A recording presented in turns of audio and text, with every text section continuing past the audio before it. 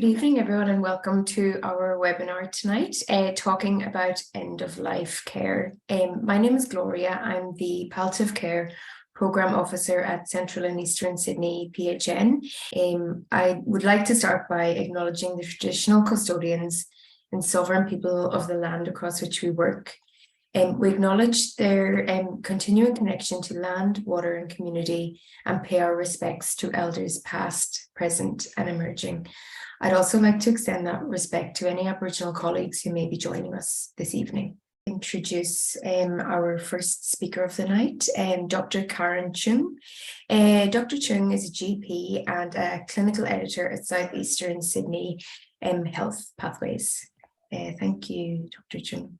Thanks, Gloria. Hi, everyone. Thanks for being here tonight. So I've just got to share my screen with you.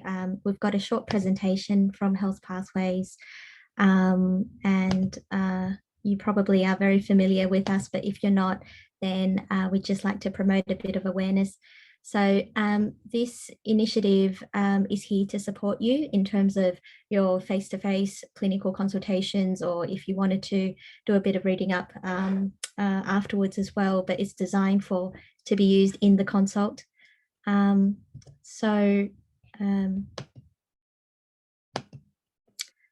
you can see, there's the Southeast Sydney Health Pathways. That's a separate login, and then there's also the Sydney Health Pathways.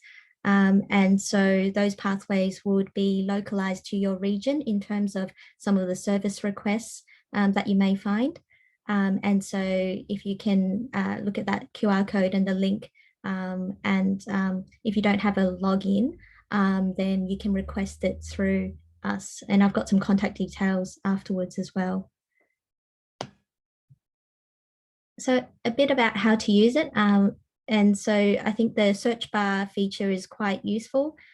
Typing in whatever search term you wanted to put in, that should be linked to some web pages there. So for example, denosumab, so that's on the left is the landing page.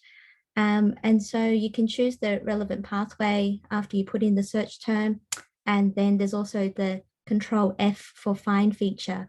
And that's usually quite handy because the words are quite, they're highlighted. So that's quite a useful feature. In terms of the palliative care pathway suite, we've got, I think, about 14 pathways, and there's also some service request pathways on top of that. And there's also a separate suite of end-of-life care pathways. So feel free to have a look at those. This is for Sydney. They've also got similar sort of pathways, but maybe named differently. And they may have some additional pathways, or we may have some additional pathways. So if you don't find something on one website, maybe you can check the other one as well. The other thing we'd like to mention is that we're trying to launch pages for GP colleague referrals. So at the moment, we do have some pages running for these Gpgp referrals. And if you'd like to nominate yourself or nominate your practice for providing some of these referrals, then please contact Sue Baker, our project officer, and her email is listed there. The alternate way of doing that is using the feedback icon on the website of Health Pathways. So for example, if you are a clinic providing iron infusions and you might want to provide that as a referral for other GP colleagues, then feel free to get in touch with us. The other thing is that we are always looking at improving the pathways, and there's several pathways under review at the moment, including diabetes, cardiology, rheumatology, immunology, infectious diseases, ophthalmology, pregnancy and aged care suites. So we are always looking for your feedback, and if you have something to share with us in terms of clinical content or suggestions or other feedback, feel free to use that feedback icon or send us an email. Our contact details are Program Manager Anna McGlynn, Reviews Manager Robin Hamblin, and Project Officer Sue Baker. And for Sydney Health Pathways, there's Paul Bennett and Tammy Shapiro. So if you're not sure who to send an email to, just send it to the Program Manager. There's also the feedback button. Thank you very much, Dr. Chung. That was really, really useful, and the service seems Yeah, a great kind of wealth of knowledge for health professionals. Our next speaker for tonight is Dr. Davinia Seah. Dr. Seah is a palliative care physician at Sacred Heart Service, St. Vincent's Hospital, Sydney. In recent years, she's worked in the community with a focus on residential aged care facilities. Dr. Seah is also a conjoined senior lecturer at University New South Wales and an adjunct senior lecturer at University of Notre Dame, Australia. Thank you for inviting me, our group, to talk about this topic that we're really passionate about.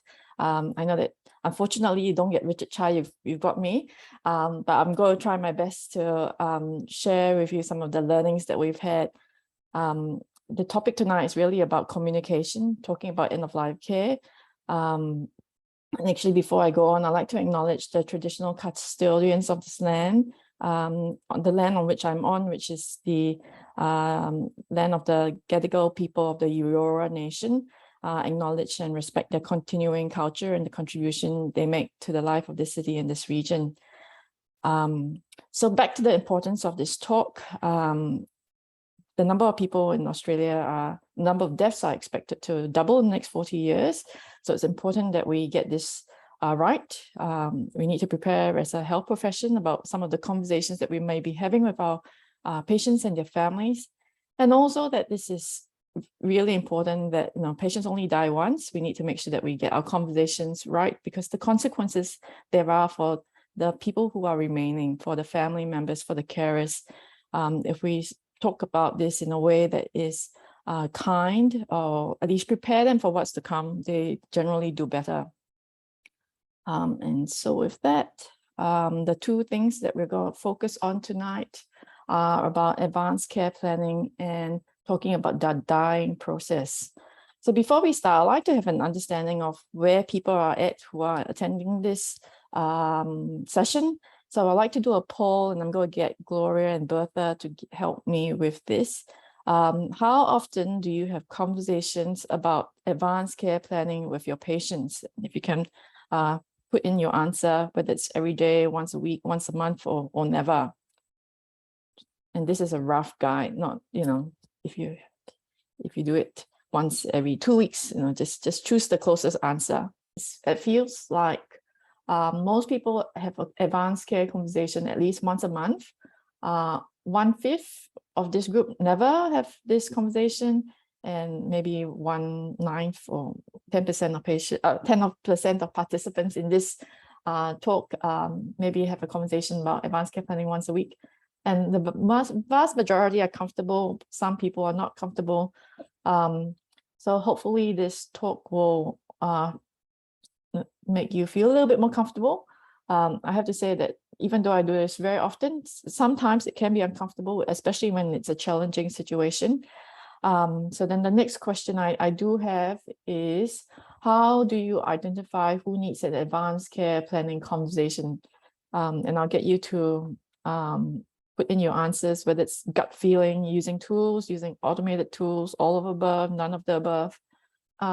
Some people use all of the above. A lot of people use gut feelings. Some people use tools, and I know that with GPs, you guys have electronic medical records. They might send you automated tools, and there's a small group of people who use none of the above. Okay, so that's great.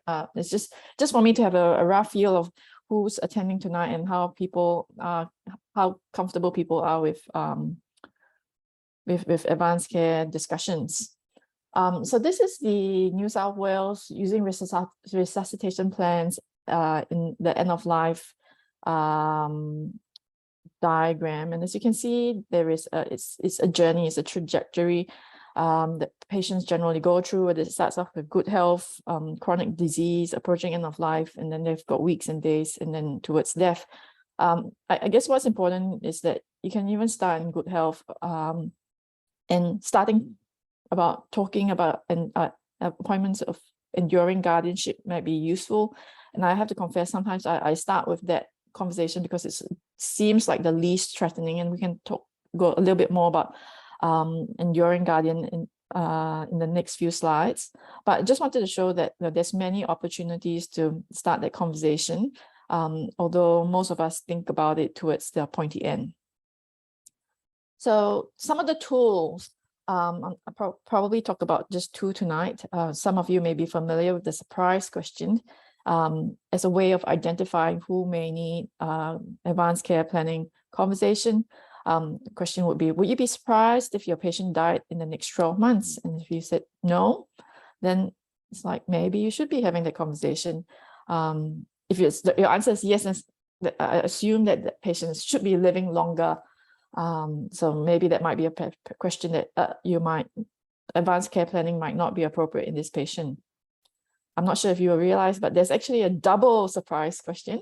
The second question being, you follow on if you answer that you're not surprised to your patient who may die in the next 12 months. The next question to fine-tune it is, would you be surprised if your patient was still alive after the next 12 months?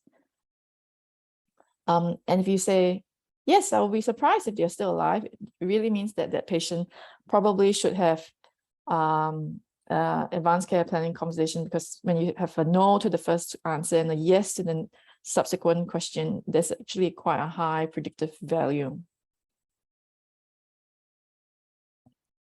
The other tool that might be worth considering is the SPIC tool, which is used to help identify patients whose health is deteriorating. And this is really to help plan care.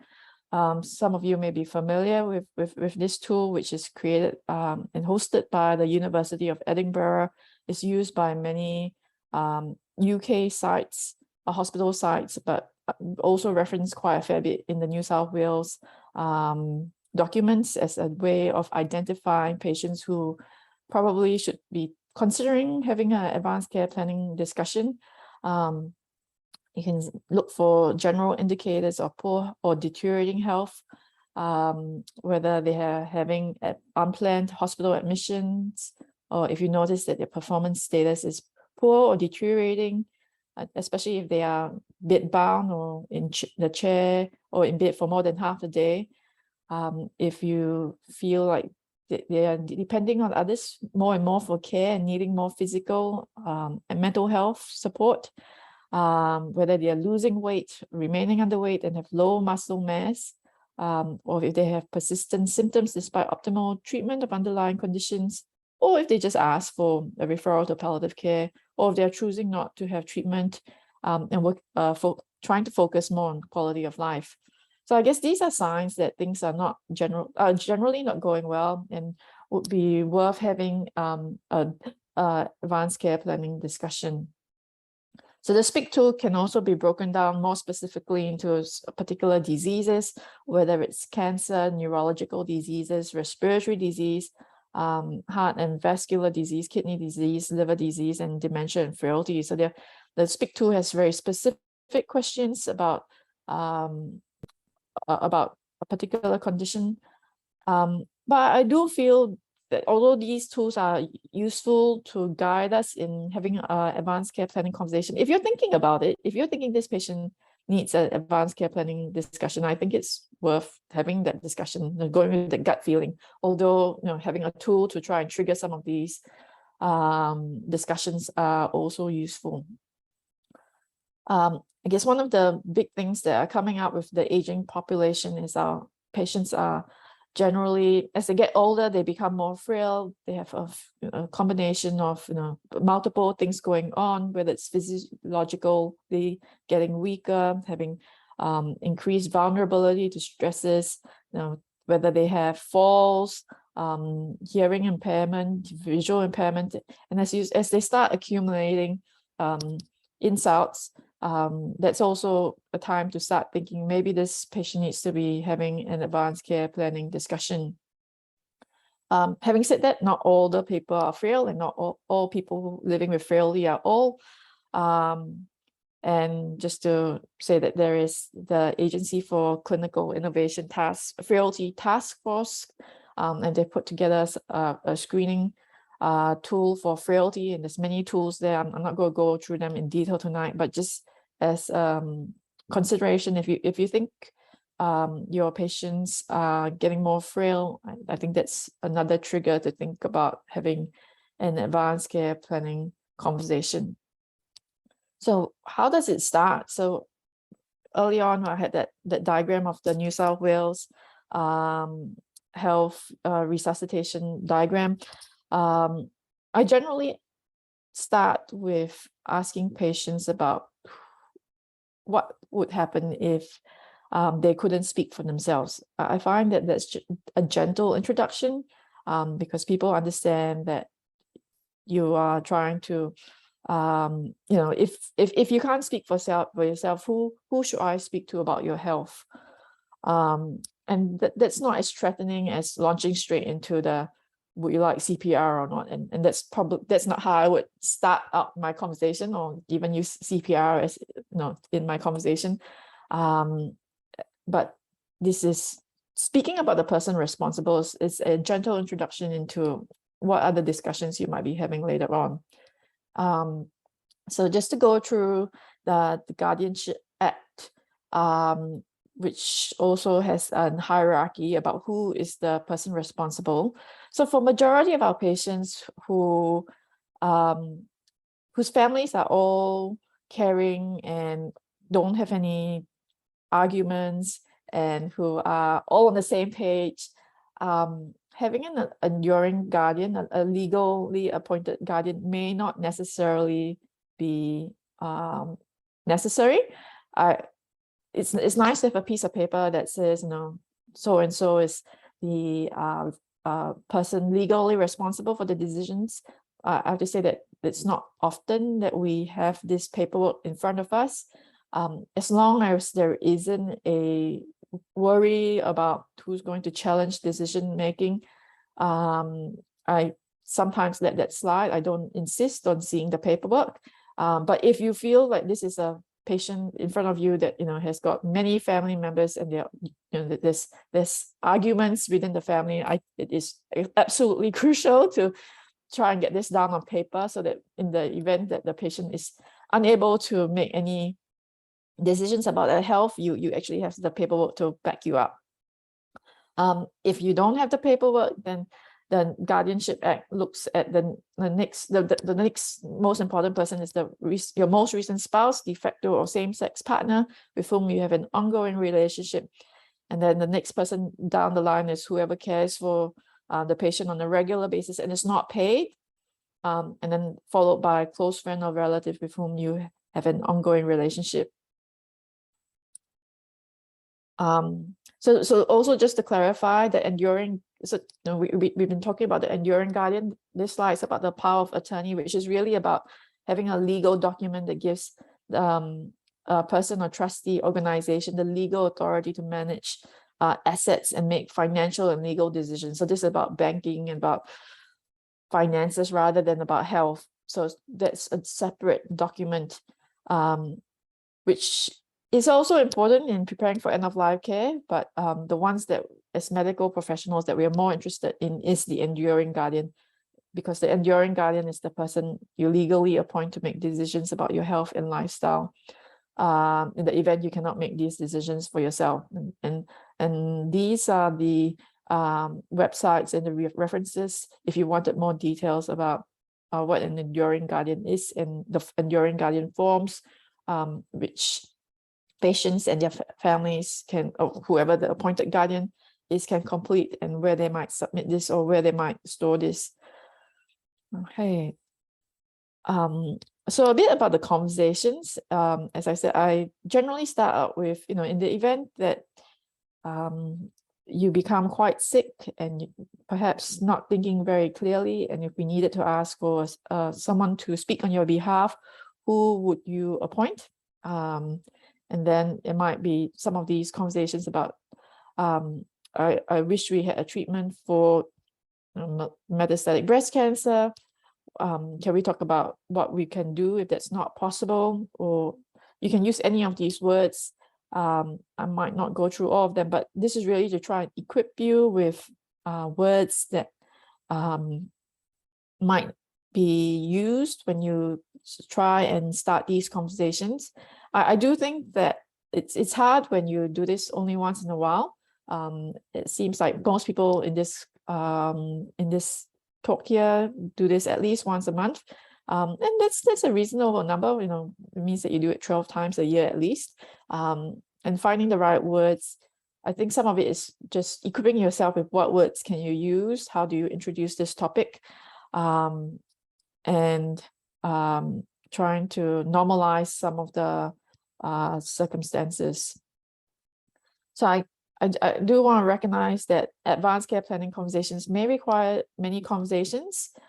We have times where I might start meet the patient for the first time and I launch straight into it because it's really clear that this patient knows what they want and they are not afraid of the conversation. And in some patients, that when you start visiting or when you see them in clinic, I said, I don't understand why I'm in the supportive care clinic, or if you do a home visit and they actually don't want palliative care to be talked about, then you might say, well, we might try and build a relationship first or have a conversation somewhere later on in a couple of visits down the track. Sometimes it might be asking the patient or the family about what's going on in their lives at the moment. Some patients understandably are in denial or distress by thinking about these things, and it might be just asking them about how things are, and as they tell you that they're not being able to care for themselves very much anymore, they're having difficulties with getting out of bed. It's trying to get them to recognize that their health is deteriorating, and using their words that they've used back on them. So there are patients who may have an advanced care plan and they might not tell you because they are afraid of the topic, or they might feel that it's giving you the license to do nothing now that you've got this document, and they're afraid they'll no longer be treated. Some of them might be afraid that their families will be told and their families are not on the same page with them. But it's worth asking them, do you have an advanced care plan, or do you have an advanced care directive?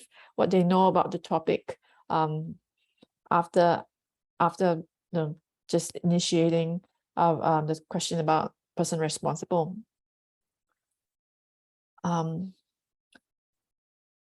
So this slide is really about trying to get them to identify that they are deteriorating, to be able to start the conversation. And oftentimes patients, they do know that they're deteriorating. It's just that they might be worried about voicing it out. So some of the wording about advanced care planning is really trying to avoid saying that we're doing nothing. I think it's the reassurance that you're going to be there, we're going to be there. So it might be, whilst we will of course treat anything that you develop like an infection, it however will leave you a little weaker than before. And this may be insults or things that I cannot predict that can happen. So if your heart were to stop or your breathing were to stop, then trying to restart things will be almost impossible. Even if we manage to restart things, getting you off a breathing machine will be difficult. Even if we manage to restart things, you're not going to be the same. So I think one of the things to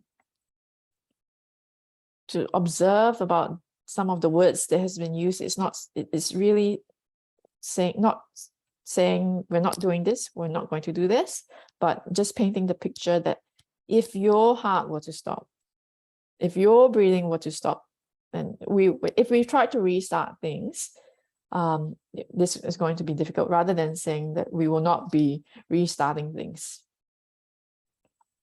And then focusing on trying to keep the patient comfortable. So if your heart were to stop and your breathing were to stop, then we should work at keeping you comfortable. Yeah, so this is about not using the word not and not for resuscitation, and not abandoning the patient. I think it's that reassurance that we will do everything we can to keep you comfortable.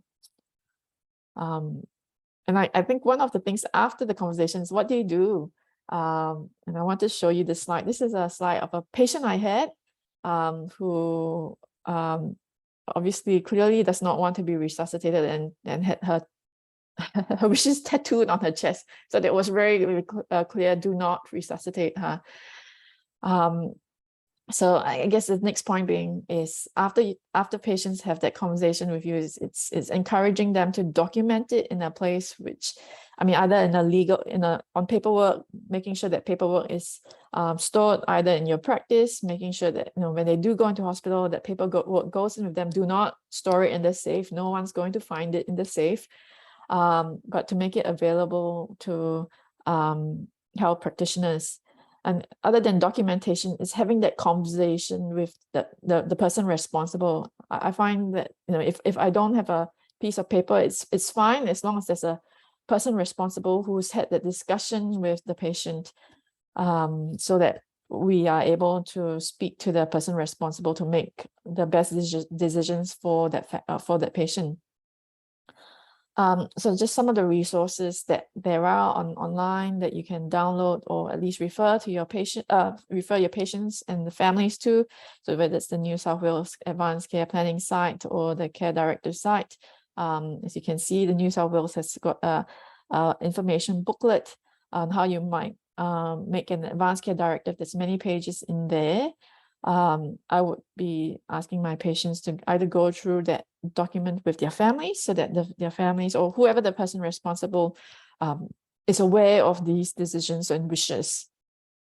There's more general resources in the Commonwealth and nationally as well. St. Vincent's Hospital has a website as well for advanced care planning. That's where I work at, so that's where we might refer our patients to.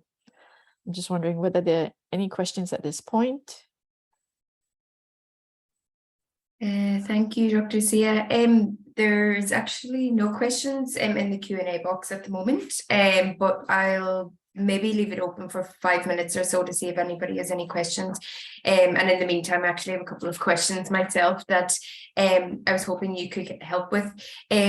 So I know you've talked a lot about kind of the advanced care planning discussions, and some people, for whatever reasons, choose not to formalize that in an advanced care directive. But I guess the end goal for most people is to have the directive that can be implemented. But do you think there's still value in having those kind of advanced care planning discussions, even if there isn't a formal directive or plan at the end?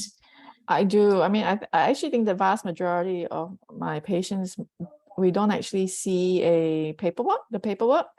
But the patient's spoken to us and we've got the family there. You know, I normally ask the patient, who do you trust? And it's usually the family member who's attending the clinic, or, you know, we're doing the home visit with, and that family member is usually the person responsible as well. And, you know, we're the three of us are in the room, and the patient says, yes, this is the person responsible. So then that kind of helps me, or reassures that whatever decision being made in the future, I can trust that family member to go ahead with that. And just one other question that I had when you talked about the person responsible, and I know during your presentation you discussed enduring guardian and power of attorney. If somebody has an advanced care directive in place and then later along the journey they have a enduring guardian or power of attorney appointed, can the enduring guardian or power of attorney override what's in the directive, or is the directive still standing? The directive is usually still standing. Okay. No, that's good to know. And we've had one question come in as well. So the question is from Christine, and it's just asking, is my health record a reliable place to upload the advanced care directive to? That's a really good question. I think it's very variable. I think it's a great place to put it in as a start because at least it's a centralized location. I generally no, I think there should be many copies. I think, you know, if the GP practice has one, and I do nursing home visits, if the nursing home has one, a copy, and upload. I don't think it hurts to put it there. I think, you know, the more places that it is at, it's easier for whether it's the emergency department or whether it's with us. I think the uptake for My Health Records is increasing. So I think that more people are starting to look at that location for advanced care plans or advanced care directives. So, so I do have a poll here. I'm just wondering how many people attending this actually do home visits. Once, I have to change the question actually. It's once a week, once a month, once a year, roughly. In general, I think not many people do home visits. And then I think I've got another question. How many patients of yours have died in the last year? So there's a few with no one, a few with 0 to 5, and a few people who have quite a lot of deaths in the last year. So that's useful to know. So for those who do have patients who have died in the last year, I know that talking about dying can be a tricky process, but a difficult process, but I do think that explaining the process actually helps the families anticipate what's to come. It relieves their distress when they know that what they're experiencing. Both patients and families, they feel a little bit more empowered about what is to come.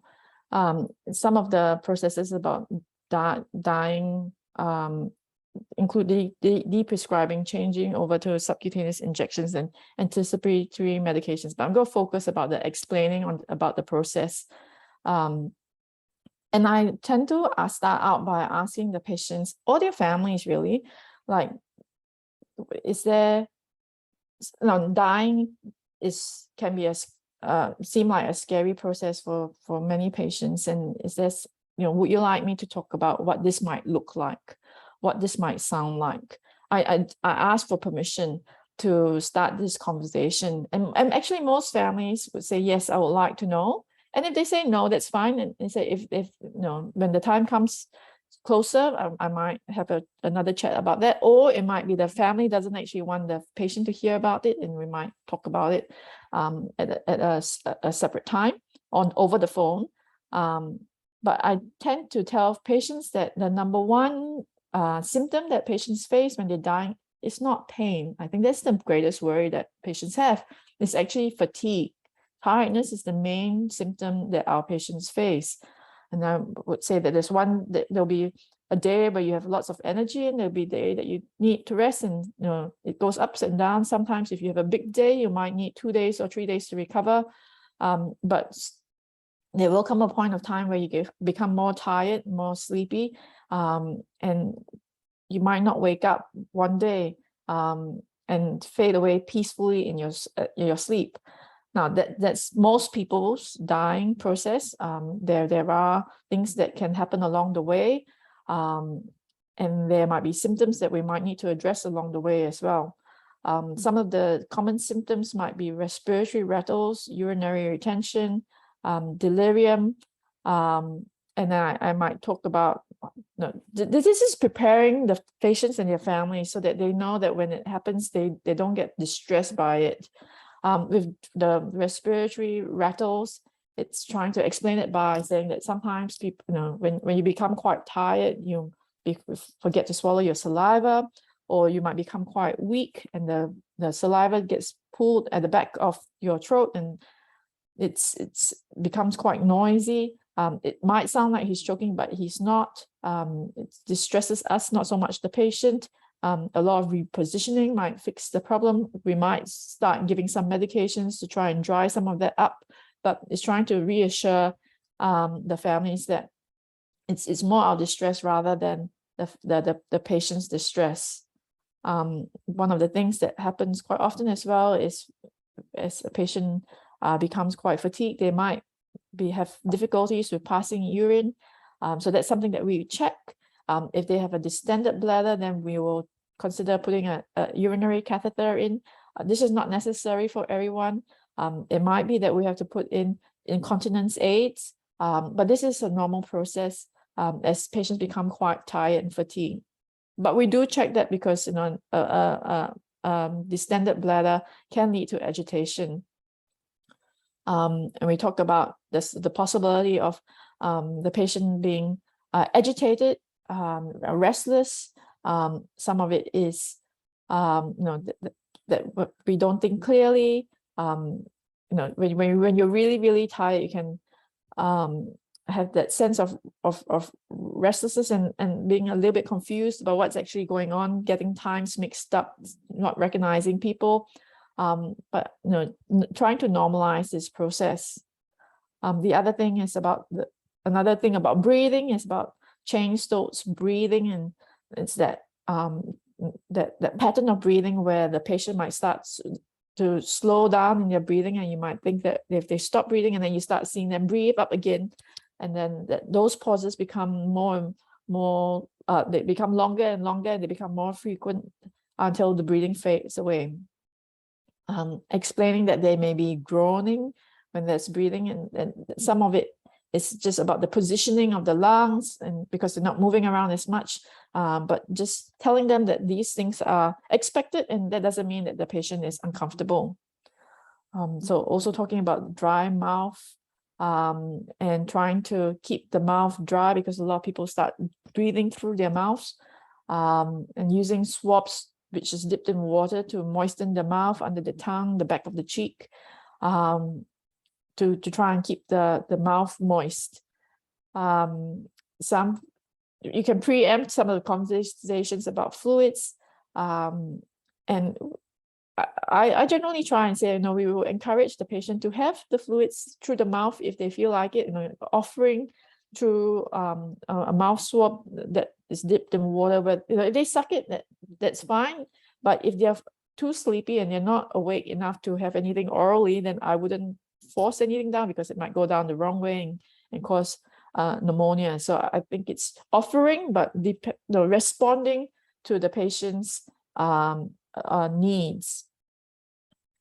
So this is a slide still about fluids, and saying that we're not trying to starve or trying to dehydrate the patient, but we're really responding. If they suck on your swab, I will give more. If they feel like drinking, I'll give more. But if they're just too tired, I wouldn't force it on a sleeping unconscious patient. We generally try and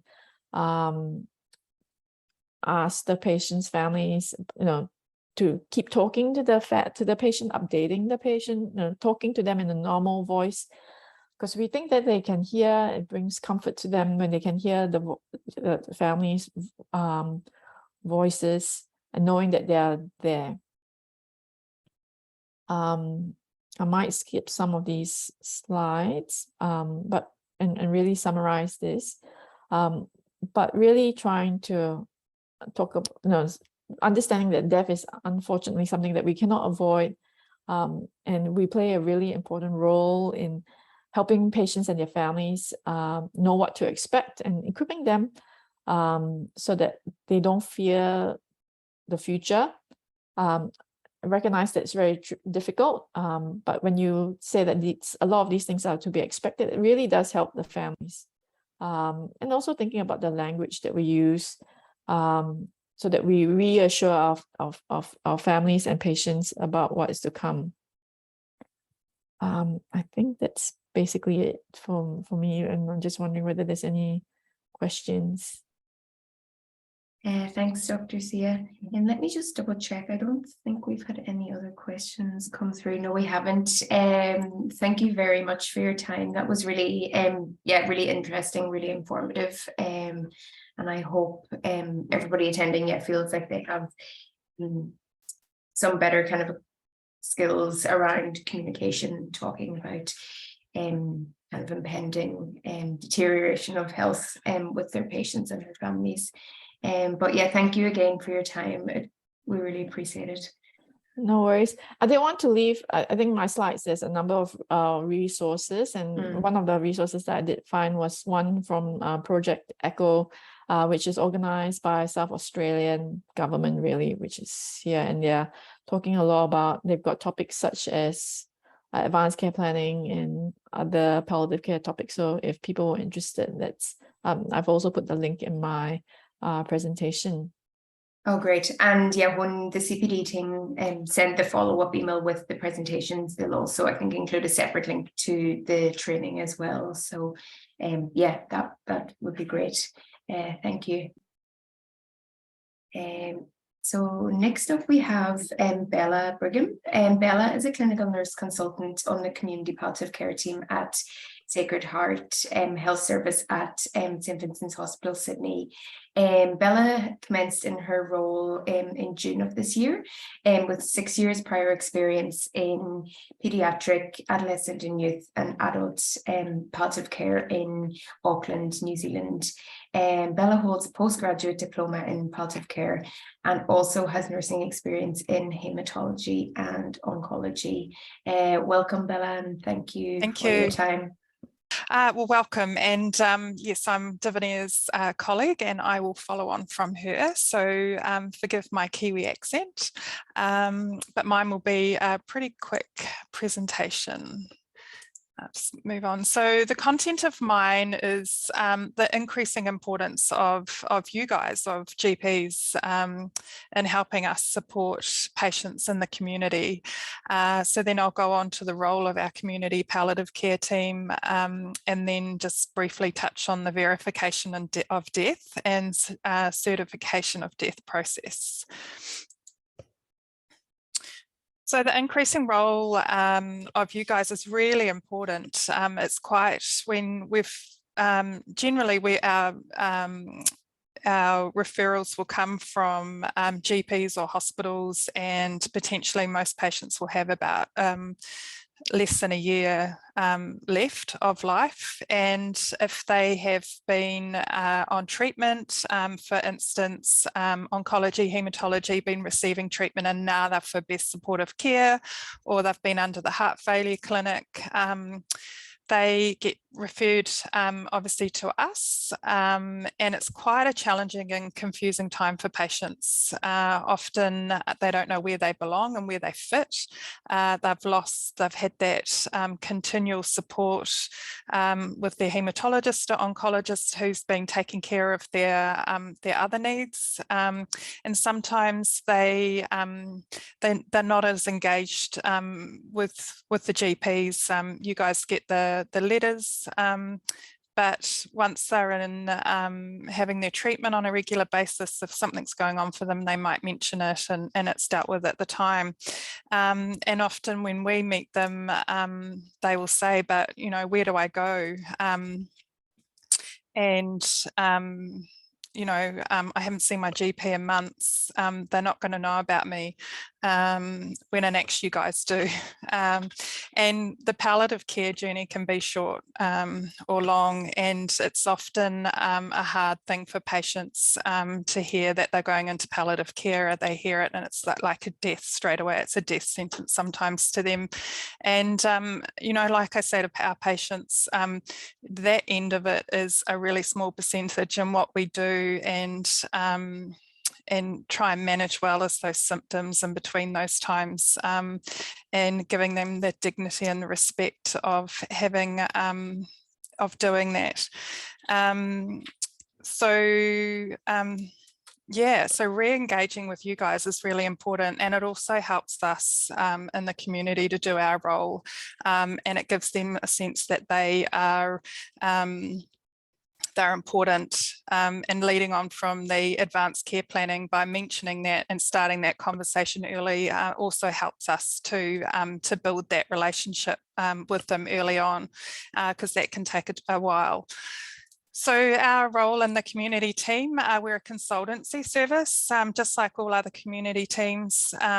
We do have that specialist knowledge and assessment and palliative symptoms, and they can be quite complex and varied.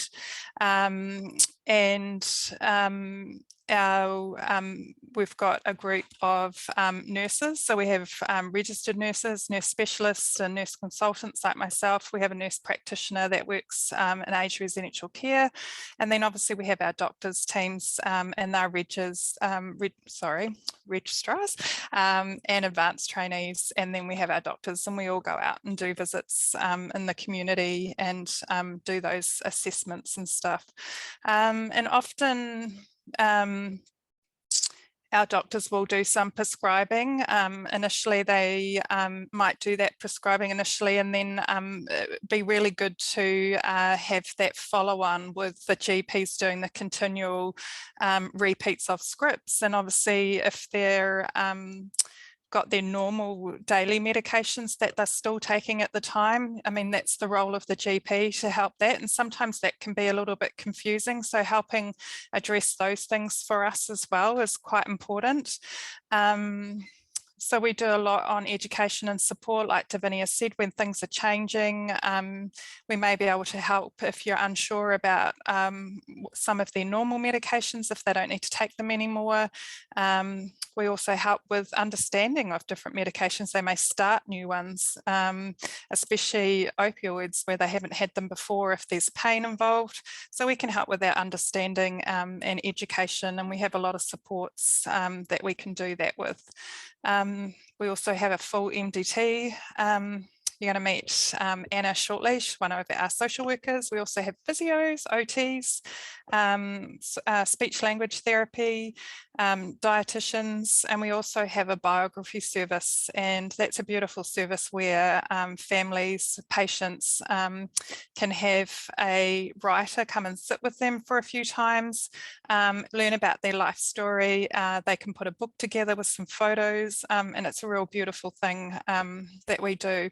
But we'd like to think that it's we're a joint team really, and that we can work together with you guys. So on to the verification of death and certification, whose role is it to complete these? And I have to say sometimes it's quite challenging you guys are really busy, so sometimes it's hard to get hold of GPs, but ultimately you guys remain their primary caregivers in that in the community. So for us, ultimately, we would like to rely on you guys to do it, and you've obviously known your patients for quite a while and you have that rapport with them and their families, so it's quite an important thing to do, and it's helpful for the family. So just moving on to the different forms. So this form is the verification of death. So this can be done by a medical practitioner, a registered nurse, a qualified paramedic, or a midwife. And often you'll see down the bottom here, so we can go and do this if the patient dies, and we can down the bottom here, if we know that the GP is able to do the death certificate, then we can put your details down there. So once the verification's been done, the GP's name that's down the bottom here, you have 48 hours to complete that. So this is one of the forms that we will use in the community.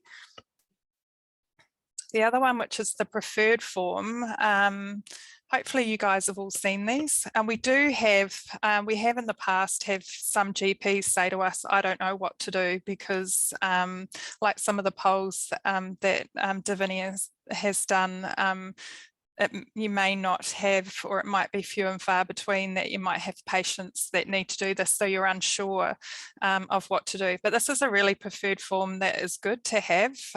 So this basically outlines, so we can fill this part out, but basically the bottom bit here is where you'd fill that out, and that means that you are happy to take the responsibility to do the certification of death, and the body, both these forms, the body can be picked up, and it's from a funeral director, and if these are done beforehand, it's quite helpful, because the families are going through a lot, obviously, and if we can make this a smooth transition for them, and having you guys with this already on there and wanting to do that, that would be really, really helpful.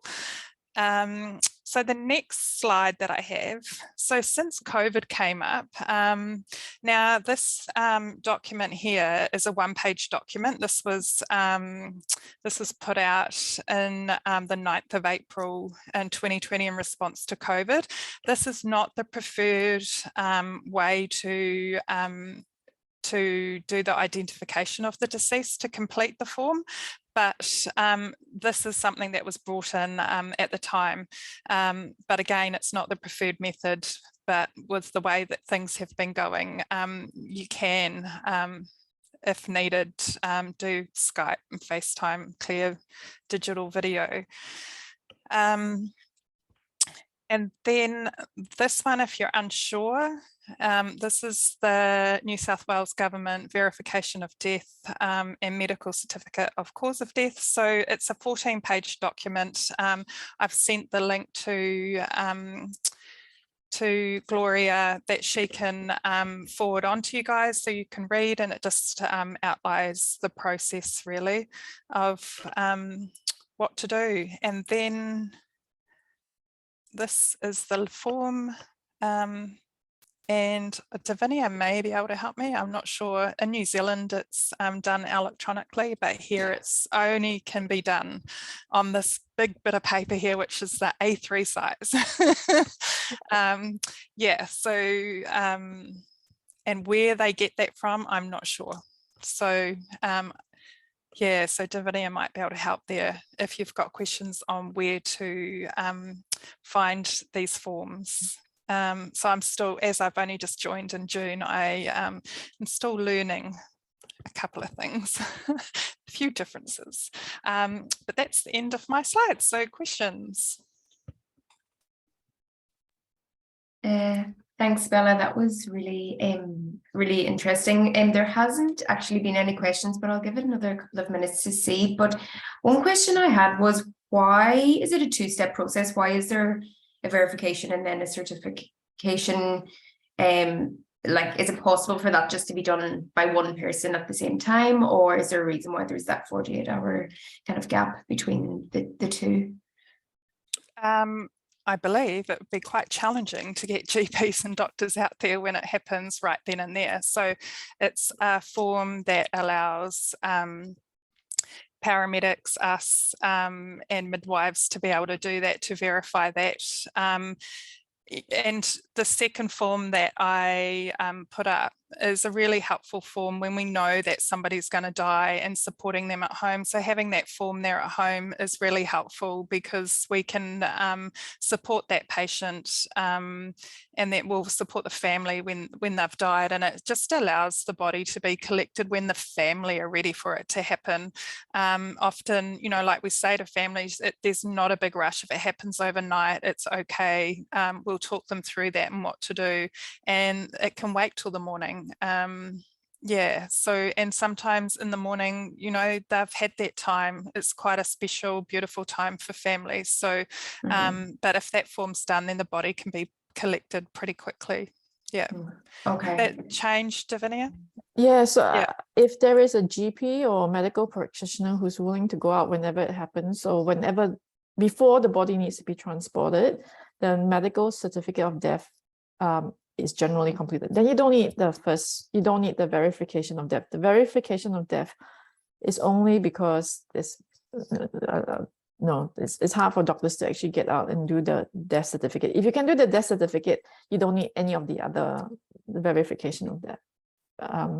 But it's only when you, so the verification of death and the certification, the cause of death, either one of those is needed to move the body out of the house. Okay. Yeah. So if you have the death certificate, fine, you don't need the verification. But if you don't have the death certificate, you need the verification. Okay, no, that makes sense. And actually, let me see, has been one question. So are relatives who are registered nurses able to verify a death? Oh, I would say, for me, it wouldn't be the correct thing to do. It should be somebody that is not related to the patient. Yeah. That would be my response as well. I mean, I do recognize that sometimes it's really difficult to get health professionals, and that's why the paramedics are also allowed to sign. So if you did decide to call an ambulance, the paramedics can do the verification of death.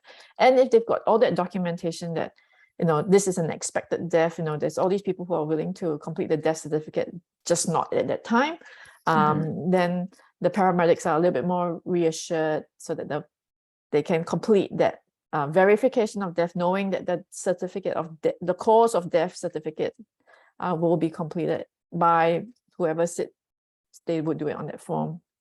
Yeah, and being prepared is really important, because it can, recently we just had one where, so having that form in the home is really helpful, because if families panic and they call the ambulance and the ambulance come and they can't basically verify that this was expected, the police are called, then the coroner's involved, and it can get a little bit messy. So that's why it's really important to engage with our GPs and have that form done as well, and it not just be left. Yeah. Okay, no, that's really good to know. Yeah, thank you, Bella, for your time. No worries. And our final speaker for tonight is Anna Laverty-Wilson. So Anna's a social worker on the Sacred Heart Health Service team, on the community palliative care team as well, and has been working on the team for the last 4 years. Anna started her professional doctorate in social work at University of New South Wales earlier this year as well. Welcome, Anna, and thank you very much. Thank you. My name's Anna. I'm a social worker on the community palliative care team with Bella and Davinia. And today I'm talking about the psychosocial experiences of living with a life-limiting illness. And I also wanted to acknowledge the Gadigal people of the Eora Nation, the traditional landowners, those who once lived here and into whose sacred space our forebearers came. So I guess I wanted to recognise that there's a whole range of experiences that people can have when they're diagnosed and living with a life-limiting illness. And these are kind of reflective of the research and also my experiences as well. And I have less than time for questions. So in terms of the emotional and psychological responses that can arise, definitely one of the big ones that I see is a grief response. There might be the loss of the life that they thought that they would have for patients, and it could be things like not being able to see their grandchildren grow up, or, you know, a lot of people say to me, after retirement, they thought that their life would be a particular way, and it's not necessarily something that they're going to be able to live out as well. There can be a lot of uncertainty that people experience, and that can cause a lot of distress, uncertainty around prognosis, what their functioning will be in the future, and also fear around death, of course, but a loss of dignity, and symptoms that they'll experience as well. Pain is definitely one thing that people are quite worried about. Definitely denial around the diagnosis, and also the severity of the disease as well is something that we can see a lot. Definitely anger, that kind of why me, and that can be shown in a whole range of ways, like outbursts, a short temper, and often as health professionals as well, where sometimes the people that they feel that they can let that outburst with, which can make it difficult for us to manage too. There can be a range of concerns, what the impact of the death on their loved ones will be, how they'll die, and what the last days of their life will look like.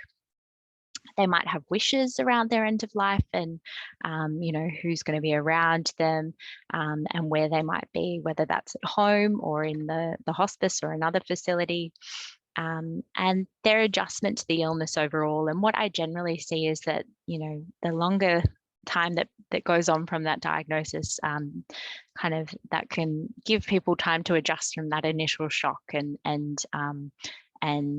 usually move to that level of sadness that we often see.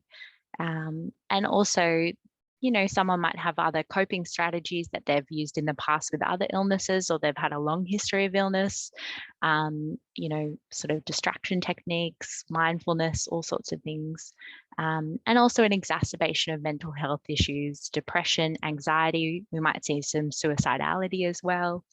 There can be some unfinished business, estranged family members, trips overseas that they wanted to do, a whole range of things that people might have wished kind of for the last period of time, or that they want to focus on. And also some strengths, definitely, that sense of hope that people maintain. And I definitely don't think there's anything wrong with people having a sense of hope. I think you can have a sense of hope, but also prepare for the future as well. And both of those can sit with each other. And positivity, resilience, all sorts of strengths. In terms of some of the response to emotions, and this is definitely kind of not prescriptive, but just definitely some things that I think help when there's some strong emotions. I think giving people time is really important. And if you see that someone's really upset, sometimes I just say, oh, look, would you like me to come back later? And, maybe in a GP setting, it might be, maybe we can have this conversation at another time. But it's important to acknowledge and identify those emotions. I can see that you're really upset with what's going on, validating and normalizing it. It's understandable that you're feeling angry, exploring their emotions. Tell me more about how you're feeling. And maybe reflect. If I understand you correctly, you're frustrated because you have a lot going on with your family, or you haven't heard back from your specialist. And I think something that we try and steer away as well with health professionals that we could probably do more of is apologize when, we've said something maybe not the best way, or done something that, reacted in a way that we wish we hadn't had. So maybe say, I'm sorry, I don't think that I communicated as well as what I could have done in the last conversation. So some of the social impacts, there's definitely one of the biggest ones I see is a fear of being a burden on family, particularly not wanting family members to do personal care is a big thing that people express to me their concern about. And also, things like, I don't want my kids to have to see me do that, or I don't want my kids to see me in that position, or my family, or my wife or partner. There might be greater reliance on informal support for care, so that loss of independence associated with that as well. Especially it can be difficult if people don't have that informal support around. Not everyone has a big family and friends to support them. So that can be quite concerning for people as well. And the social isolation that we see, sometimes as people's function deteriorates, we tend to see that their world can kind of go in a bit smaller, and they may not be able to go out to, the different things that they used to do, like see a friend for coffee and things, or they might have to rely on carers to do that as well.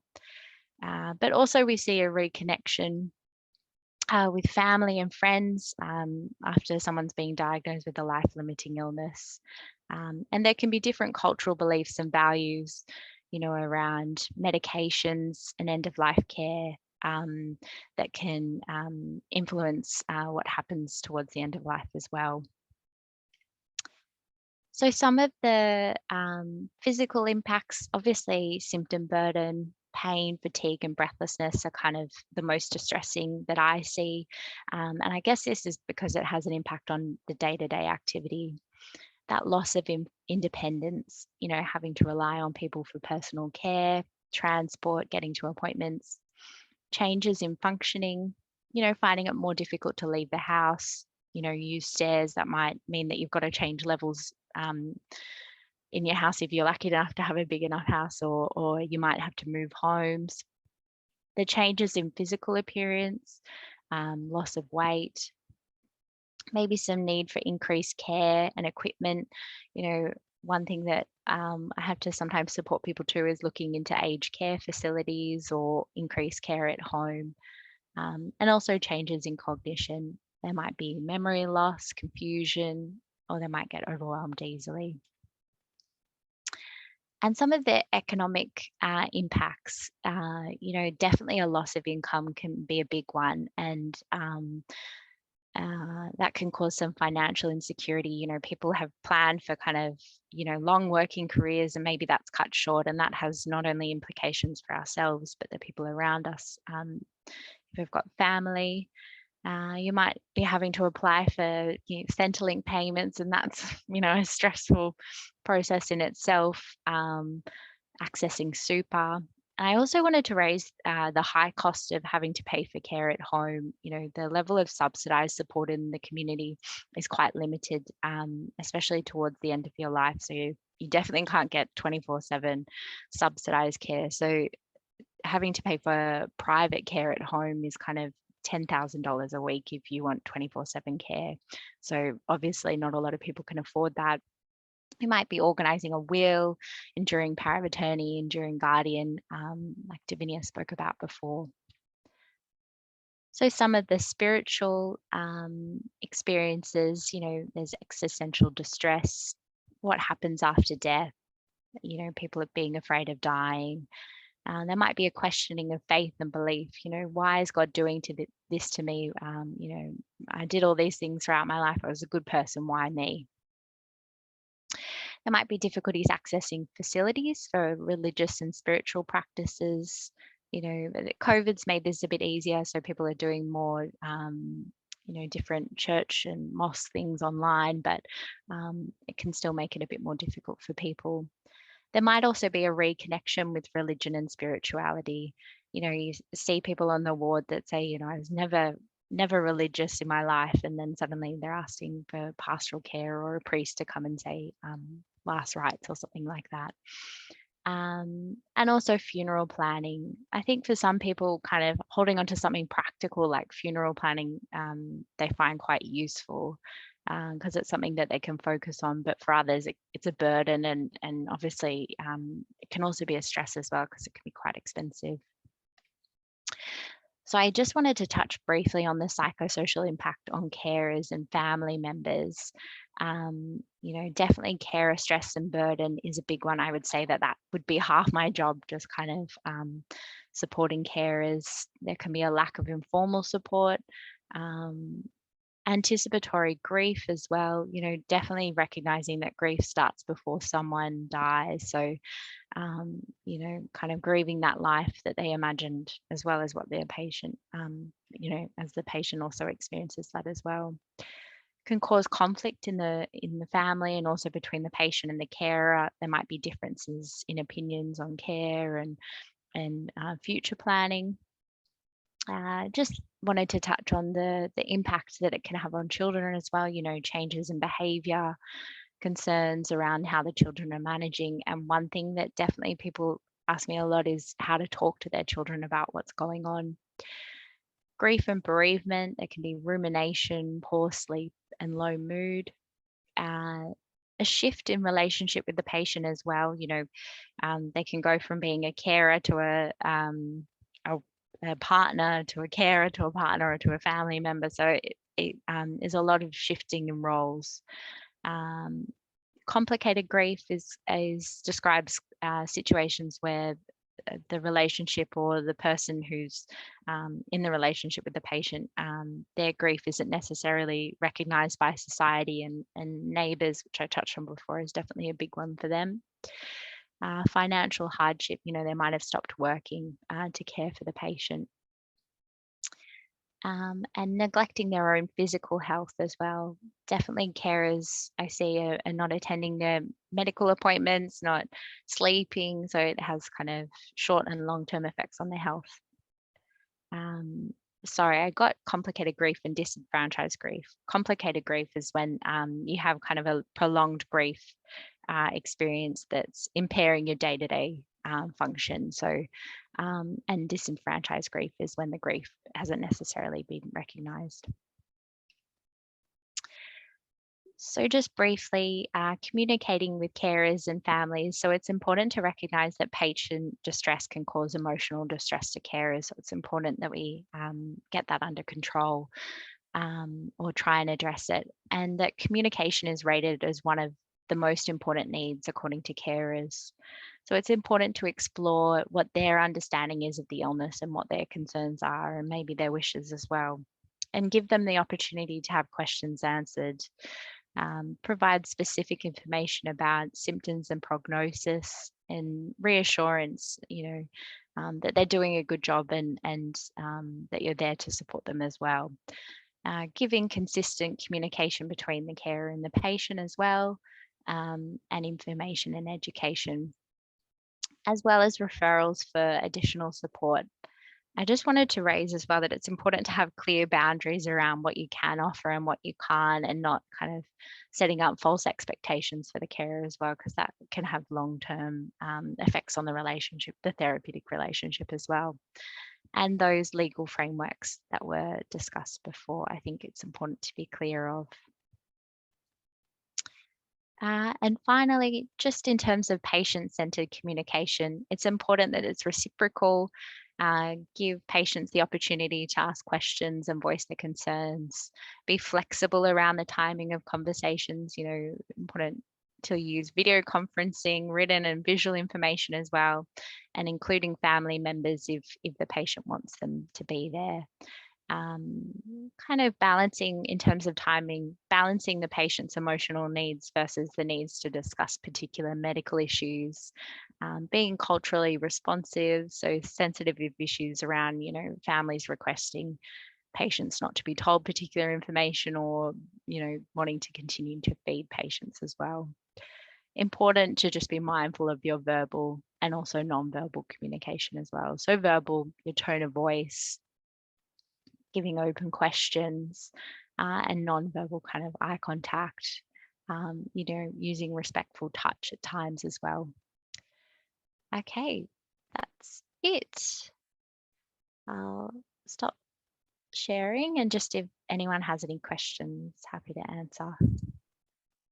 Thanks, Anna. That was really interesting to hear. Yeah, I guess the and holistic picture of how it can impact the patient, but also their carer or family. There aren't any questions at the moment, but I'll just leave it open just for a couple of minutes to see. But I had a couple of questions. I guess one was, I think you touched on having conversations and providing support for carers is potentially as important as providing that support for patients. But is there any particular opportunities to actually have those conversations with carers without the patients, or is that sort of a difficult kind of a difficult thing to sort of achieve? Yeah, it definitely can be. And I think it's about how you navigate that situation as well. One thing that I do see a lot is, family members will, after a review, and they've often been present at the review and kind of given opportunities to ask questions, will then give you a call and say, oh, it's actually this and this is going on and it's really hard. And so I think at a minimum, giving carers an opportunity during a review with a patient to ask questions. So saying, hearing the patient out and their perspective, but then going, oh, what do you think about this, and how are you going with this is I think just important to kind of prompt that a little bit. I don't think you always have the luxury of having space to talk to carers, unfortunately, but I think if that's a possibility, and if you think that it's needed as well based on your own clinical judgment, I think that that is always good. Maybe giving them a call and saying, I saw that you were really struggling during that review. How are you actually going? What's going on for you? Because that was actually my other question was, in your experience, do you find that like the discussions you have with the patient versus discussions with the carers show like a totally different kind of perspective, or is that something you find? Absolutely. Well, it's not all the time. And usually once you start spending a little bit of time, if you're there for an hour or so, you start to kind of probably pick up what the carer is probably noticing anyway. But I definitely, do have times where I've spent kind of an hour and a half with a family, and the patient's been there, and then heard one kind of perspective, and then I'll come back to the office and get a phone call and someone talks to me for another hour around how things actually are at home from their perspective as well. So I think giving space for two is important, especially if you're then the carer is going to be the one supporting the patient at home for the end of life. I think it's important that they feel heard as well. Yeah, no, thanks very much for that. That was really interesting. And just double checking, yeah, there isn't any other questions. But thank you so much for your time. Yeah, and thank you to all of our speakers. Yeah, I really appreciate you yeah, sharing your time and your knowledge this evening, and to all the attendees, yeah, for attending tonight and spending your evening with us. And thank you as well. And just a reminder to please complete the evaluation survey that should pop up on your screen in the next minute or two. Yeah, we would greatly appreciate your feedback, and enjoy the rest of your night, everybody. Thank you. Thank you.